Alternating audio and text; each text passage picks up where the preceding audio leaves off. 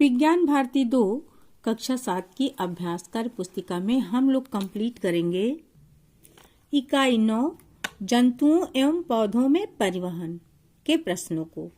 प्रश्न 1 है, मनुष्य में परिसंचरण तंत्र किससे मिलकर बना होता है, उनको गोले में लिखिए।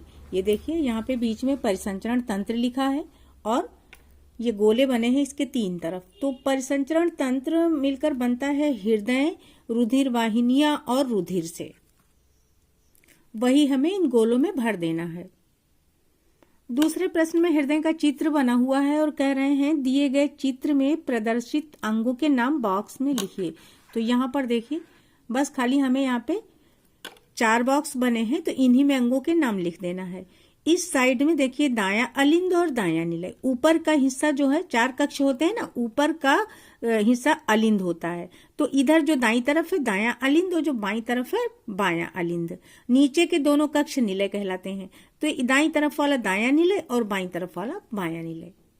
प्रश्न 3 है, परिसंचरण तंत्र की प्रक्रिया में प्रयुक्त अंगों को नीचे दिए गए खाली स्थान में भरिए। अब यहाँ पर देखिए अलिंद लिखा है, तो दाएं अलिंद में पूरे शरीर के सभी अंगों का रक्त आता है, फिर वहां से दाएं निलय में जाता है।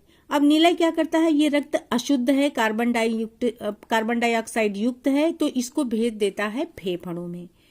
फेफड़ा क्या करता है, उसमें ऑक्सीजन मिलाता है और उसकी कार्बन डाइऑक्साइड को ले लेता है, फिर वो वहां से भेज देता है बायां अलिंद में। बायां अलिंद जो है उसको निलय में भेजता है और निलय फिर से उस ऑक्सीजन युक्त को शरीर के सभी अंगों में भेज देता है। 4 नंबर प्रश्न है, निम्नलिखित जोड़ों का सही मिलान कीजिए। धमनियां, तो धमनियां होती हैं गहरा लाल रंग की तथा दीवारें मोटी और लचीली होती हैं। ये देखिए यहाँ पे चित्र बना है धमनियों का, एक धमनी दिखाई गई है मोटा करके। फिर नंबर 2 पर है शिराएं। शिराएं नीले रंग की दीवारें और पतली तथा कम लचीली। ये देखिए शिरा की काट दिखाई गई है, नीले रंग की, पतली और कम लचीली होती है। केशिकाएं होती हैं अत्यंत महीन शाखित तथा दीवारें बहुत पतली होती हैं। यहाँ से देखिए ये केशिकाएं निकली हैं, शाखित भी दिख रही हैं आपको, और इधर ये रुधिर का चित्र दिख रहा है बगल में। यहाँ पर रुधिर कणिकाएं, रुधिर कणिकाओं के बारे में हमें समझ लेना है। यहाँ पर लाल रुधिर कणिका दिखाई गई हैं। अब इनके बारे में देखिए, इनका जीवन काल 100 से 120 दिन का होता है और इनका आकार होता है गोल तस्तरीनुमा। उभयावतल, उभयावतल का मतलब दोनों तरफ इसमें उभार होता है, दोनों तरफ से ये चम्मच वाली डिजाइन में दिखती हैं, बीच पतला और किनारा मोटा, और इनमें केंद्रक नहीं होता है। हीमोग्लोबिन प्रोटीन के कारण इनका रंग लाल होता है, इसी कारण खून लाल दिखता है। और कार्य इनका क्या है, O2 तथा CO2 यानी ऑक्सीजन और कार्बन डाइऑक्साइड गैसों का कोशिकाओं तक आदान प्रदान करना।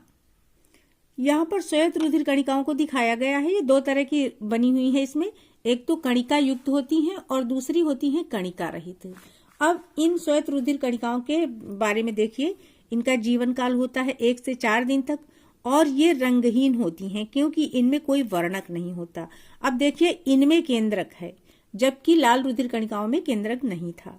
इनका आकार अनियमित होता है और ये प्रतिरक्षी कार्य करती हैं, यानी शरीर को रोगों को बचाने के लिए कार्य करती हैं। तीसरी रुधिर कणिकाएं हैं प्लेटलेट्स या थ्रोम्बोसाइट्स। अब इनके बारे में यहाँ देखिए, इनका जीवन काल 8 से 10 दिन तक होता है। ये बहुत छोटी और केंद्रक विहीन होती हैं, द्विउत्तलीय होती हैं, और इनका कार्य क्या है कि अगर कहीं चोट लग जाए, कट पिट जाए, तो वहां पर आकर रुधिर का थक्का बनाना है। 5वें प्रश्न में हमें सही के आगे सही का और गलत कथन के आगे गलत का निशान लगा देना है। का है, लाल रुधिर कणिकाओं का कार्य प्रतिरक्षा होता है, नहीं, गलत है, क्योंकि ये ऑक्सीजन और कार्बन डाइऑक्साइड का परिवहन करती हैं। ख नंबर है, श्वेत रुधिर कणिकाओं का कार्य प्रतिरक्षा होता है, हाँ ये एकदम सही है। ग है, श्वेत रुधिर कणिकाएं केंद्रक युक्त व अनियमित आकार की होती हैं, ये भी सही है। फिर है, प्लेटलेट्स का कार्य ऑक्सीजन व कार्बन डाइऑक्साइड गैसों को कोशिकाओं तक परिवहन करना, ये गलत है क्योंकि ये कार्य है लाल रुधिर कणिकाओं का। प्लेटलेट्स हमारे शरीर में थक्का बनाने का काम करती हैं जब भी हमें कहीं चोट लगती है। प्रश्न 6 में रिक्त स्थानों की पूर्ति करनी है। प्लेटलेट्स की संख्या विशेष जाति के मच्छर के काटने से कम होने लगती है, उससे उत्पन्न रोग क्या कहलाता है, डेंगू कहलाता है। मनुष्य के 1 घन मिलीमीटर रक्त में की संख्या 5000 से 9000 तक होती है। तो श्वेत रुधिर गणिका की संख्या 5000 से 9000 होती है। अब है AB रुधिर वर्ग को क्या कहते हैं? सर्वग्राही कहते हैं, क्योंकि ये सभी ग्रुप्स का खून ले सकता है। और O रुधिर वर्ग को सर्वदाता कहते हैं, क्योंकि ये सभी ग्रुप्स को दे सकता है अपना खून। फिर है जड़ों द्वारा अवशोषित जल एवं खनिज लवणों को घोल के रूप में तने से होते हुए पत्तियों तक पहुंचाता है कौन? जाइलम। याद करने का तरीका है ज से जड़ और ज से जाइलम। फिर है पत्तियों में निर्मित भोजन फ्लोएम द्वारा घोल के रूप में पौधे के समस्त भागों में पहुंचता है। अब देखिए, भोजन को फूड कहते हैं ना, और फ्लोएम दोनों फा से हैं। इसको भी हम इसी तरह से याद कर सकते हैं।